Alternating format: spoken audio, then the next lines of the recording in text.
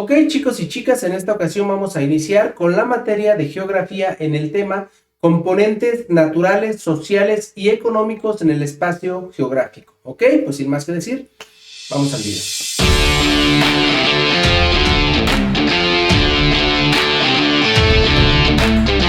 Hay tres elementos que interactúan entre sí de forma definida, lo que permite agruparlos en tres tipos. 1. Componentes naturales. Son los elementos que existen en la naturaleza independientemente de la voluntad del ser humano, como el viento, la lluvia, el bosque y los sismos. De las características de estos componentes se derivan muchos rasgos de los asentamientos humanos, como sus actividades económicas, sus procesos productivos y sus prácticas culturales. Y es así de simple, ¿no? O sea, por ejemplo, estos componentes no dependen de los seres humanos. Por ejemplo, tú puede que vivas cerca de alguna playa, ¿no? Entonces, obviamente, todo se va a condicionar. El tipo de animales va a cambiar, ¿no? Si vives en un área donde a lo mejor hay poca vegetación o donde hay mucha vegetación, o si vives en una montaña, por ejemplo, ¿no? Va a cambiar todo, va a cambiar el clima, va a cambiar el tipo de suelo, ¿no? Hay suelos que son con mucha tierra, muy húmedos. Hay unos que son muy desérticos, muy secos o muy duros, ¿no? El famoso que le llaman que tiene mucho tepetate. Los animales, por ejemplo, también son muy distintos porque no es lo mismo los animales que hay en zonas boscosas, como en los desiertos, como en las playas, ¿no? O sea, todo esto va a cambiar, ¿ok? Continuamos. El segundo sería componentes sociales. Se trata de la población y sus aspectos culturales como la educación, el arte, el gobierno, la historia, la ciencia y la tecnología. Estos componentes se reflejan en la división política de los países y en las manifestaciones de sus creencias y tradiciones.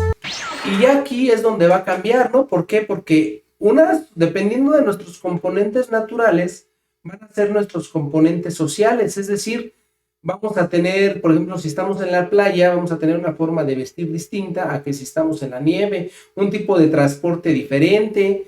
Va a haber lugares, por ejemplo, si son fronterizos, donde va a existir la migración, ¿no? Pero a diferencia de un país, por ejemplo, como la Ciudad de México, no existen ese tipo de casos, pero en las zonas fronterizas la migración es muy común, ¿no? Otra cuestión sería, por ejemplo, la movilidad social, es decir, ¿qué tanta gente se desplaza a esas zonas? O sea, va a depender de estos componentes naturales, se van a desprender nuestros componentes sociales, ¿ok? Continuamos. El tercero serían los componentes económicos. Están determinados por la interrelación entre los otros dos componentes, es decir, por la capacidad de la población para explotar los recursos del medio, como las relaciones comerciales, los capitales, los flujos financieros o los parques industriales. Es decir, nosotros ya tenemos nuestros componentes naturales, vivimos en la playa. Nuestros componentes sociales, nuestra forma de vivir, nuestro tipo de transporte, nuestra forma de explotar los recursos, ¿no? En este caso, nuestros componentes económicos, por ejemplo, si estás en la playa, pues ver que se dediquen a la pesca es muy común, ¿no? Es una actividad muy común. Por ejemplo, si vives en lugares donde son montañosos o donde hay mucho campo libre, ¿no? A lo mejor es posible que se dediquen o al cultivo de algún producto, a la siembra de algún producto, o se dediquen a la ganadería.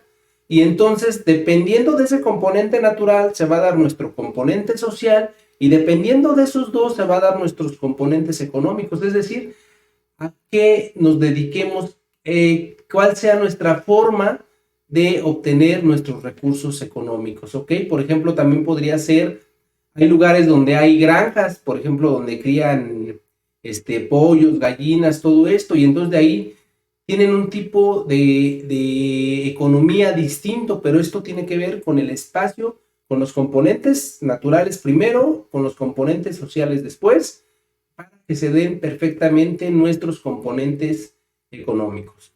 Ok, chicos y chicas, eso es todo por este video. No olvides comentar, suscribirte, dejar tu like y recuerda que el conocimiento da seguridad, ¿vale? Y no olvides ver estos videos que se te recomiendan, que seguramente te serán de gran utilidad para tu formación.